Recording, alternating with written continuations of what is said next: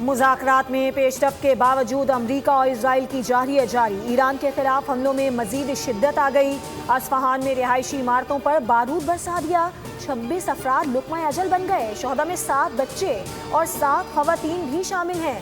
قم میں بھی وحشیانہ بمباری، 3 گھروں پر فضائی حملے میں 6 افراد شہید، متعدد زخمی ہو گئے۔ تہران میں متعدد عمارتیں تباہ ہو گئیں، کئی افراد ملبے تلے دب گئے۔ تبریز، ارومیہ، کرچ سمیت دیگر مقامات کو بھی نشانہ بنایا گیا۔ 4 ہفتوں سے جاری جنگ میں 1937 ایرانی جامِ شہادت نوش کر چکے، 20,000 سے زائد زخمی ہیں۔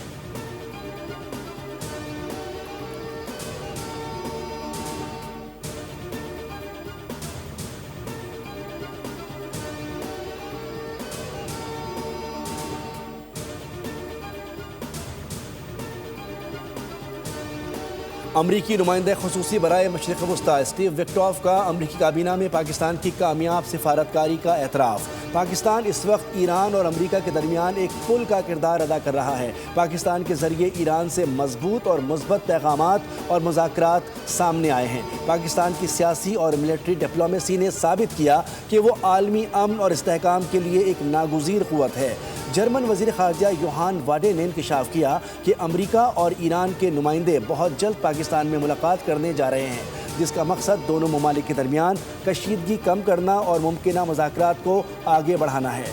براہ راست ملاقات کی تیاریاں مکمل کر لی گئی ہیں اور یہ اہم ملاقات پاکستان میں متوقع ہے۔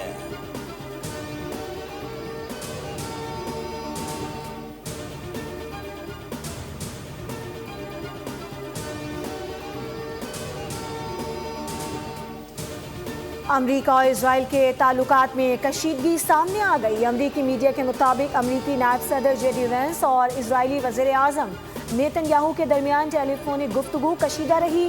رپورٹ کے مطابق جے ڈی وینس نے نیتن یاہو کو جنگ سے پہلے کیے گئے دعوے یاد دلائے، جس میں کہا گیا تھا کہ حملہ ہوتے ہی ایران میں حکومت گر جائے گی۔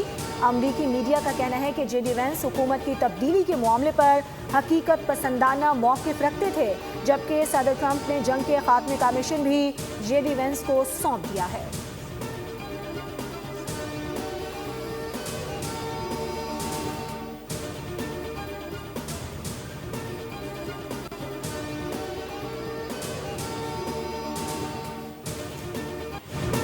امریکی صدر کا ایران کی توانائی تنصیبات پر حملے 10 دن کے لیے معطل کرنے کا اعلان۔ کہا کہ فیک نیوز کے برعکس ایران سے بات چیت جاری ہے اور ایرانی توانائی تنصیبات پر حملوں کی ڈیڈ لائن 6 اپریل تک بڑھا رہا ہوں۔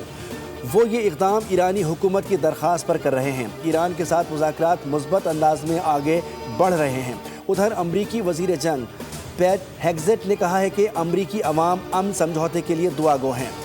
امریکہ ایران کے ساتھ سمجھوتے کا خیر مقدم کرے گا، ورنہ جنگوں کے فیصلے کسی اور طرح ہوتے ہیں۔ ایران کے پاس نہ اب نیوی ہے نہ نیوی کمانڈر۔ امریکہ ایران کی فوجی صلاحیتیں ختم کر کے یقینی بنانا چاہتا ہے کہ ایران ایٹمی ہتھیار حاصل نہ کر سکے۔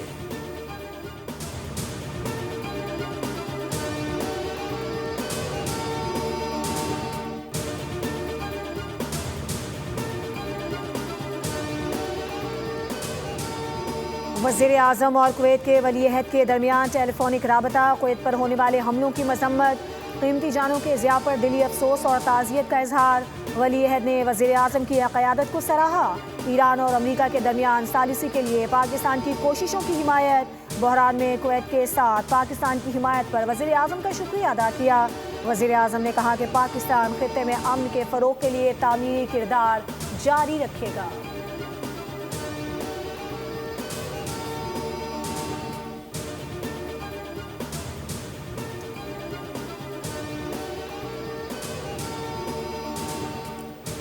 ایرانی صدر مسعود پزشکیان کا تہران میں گروسری سٹورز کا اچانک دورہ، اشیاء ضروریہ کی فراہمی اور قیمتوں کا جائزہ لیا، شہریوں سے حال احوال دریافت کیا۔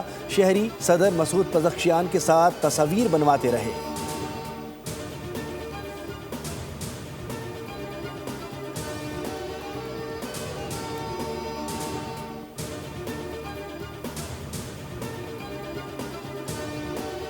ہر چیز تباہ ہو گئی ہے، مگر کوئی بھی ملک اسرائیل کا ساتھ دینے کے لیے تیار نہیں۔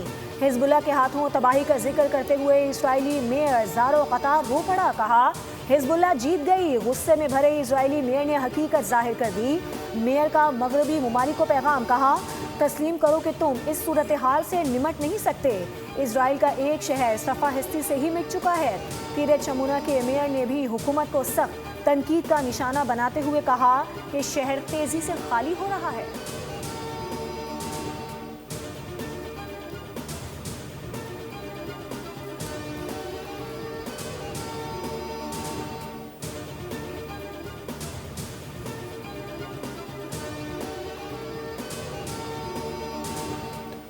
اسرائیلی فوج ٹوٹ پھوٹ کا شکار، افرادی قوت کی شدید کمی کا سامنا، آپریشنل صلاحیت متاثر ہونے کا خدشہ پیدا ہو گیا۔ اعلیٰ عسکری قیادت نے خبردار کر دیا کہ اگر فوری اقدامات نہ کیے گئے تو فوج خود ہی بکھر جائے گی، جو خطرناک ہوگا۔ اسرائیلی فوج کے سربراہ نے کہا ہے کہ جاری لڑائی کے باعث فوج پر دباؤ بڑھتا جا رہا ہے۔ جلد ہی ایسا وقت آ سکتا ہے کہ جب وہ معمول کی ذمہ داریاں بھی پوری کرنے کے قابل نہ رہیں۔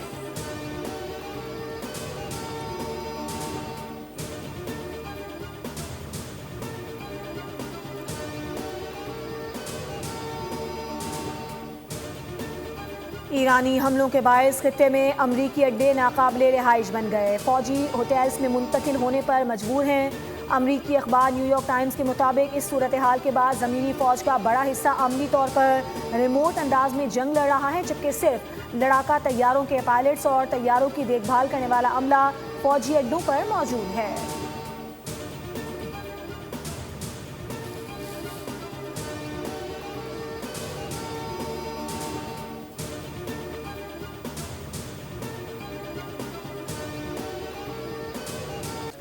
بدلتے عالمی منظر نامے میں محفوظ اور مضبوط پاکستان، سرمایہ کاری اور عالمی تجارت کے لیے پرکشش منزل۔ نیٹ سیکیورٹی انٹرپرائزز کے ساتھ پاکستان دنیا بھر کے لیے تجارتی ہب بن گیا۔ کراچی پورٹ، پورٹ قاسم اور گوادر پورٹ سمیت پاکستانی بندرگاہوں پر سرگرمیوں میں تاریخی اضافہ۔ ریکارڈ دی پاکستان انڈیکس کے مطابق گزشتہ 24 گھنٹوں میں کراچی پورٹ پر ٹرانس شپمنٹ میں زبردست اضافہ ہوا، جو پورے سال کے برابر ہے۔ کراچی پورٹ پر سال 2025 میں تقریباً 8300 کنٹینرز لگے، جبکہ صرف 24 دنوں میں 8313 کنٹینرز کے برابر مال پہنچا۔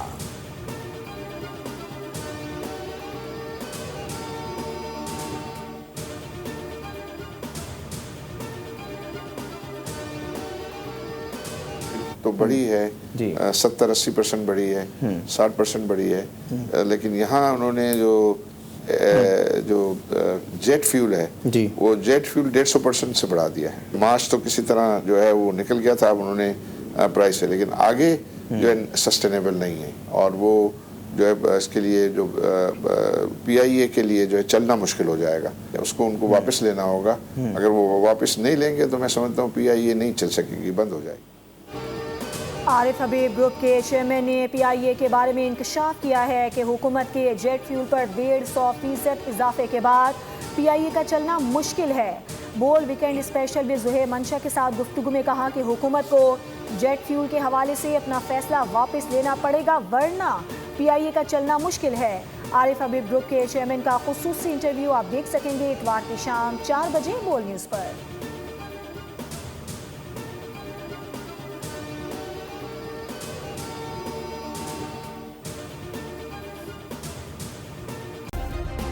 سبسکرائب کریں اور بیل دبائیں تاکہ کوئی خبر رہ نہ جائے۔